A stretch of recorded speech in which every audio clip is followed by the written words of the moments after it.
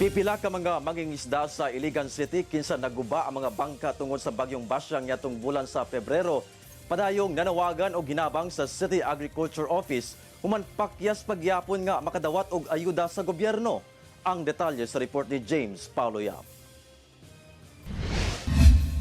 Sobra 2 ka bulan na human miigo ang bagyong Basyang sa Iligan City kun asa daghang kabtangan ang nadanyo sa syudad.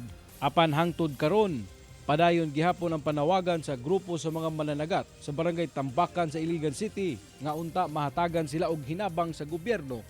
Ilabi pa nga sagad sa ilang mga sakayang pandagat ang nadanyos atol sa bagyo. Ang mananagat nga si Altiramo gianod matud pa sa kusog na tubig baha. Ang duwa niya ka motorbangka busa naglisod na gyud siya sa ilang adlaw-adlaw nga pangita. Ang ako ang gihangyo unta nga makuanan ako ang mga pambot nga nangawala. Ang amo wa na jud ko panginabuhian.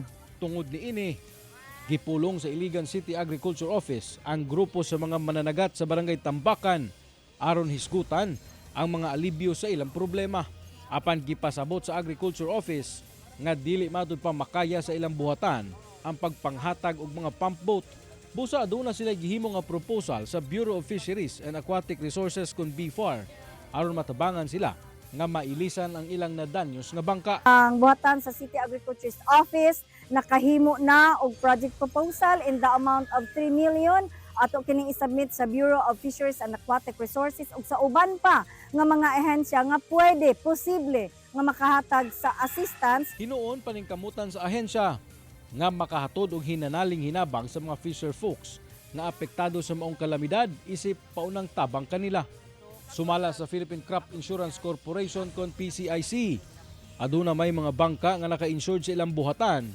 Apan tulo lang ang mi-qualify sa reimbursement sa insurance. Ang uban is wala sila na-approve kay tungod lagi kay na-delay sila pag-report sa ilang pag-file sa damage sa ilang bangka.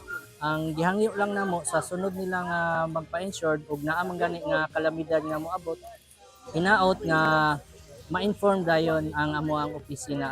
Ako si James Paulo Yap, One Mindanao.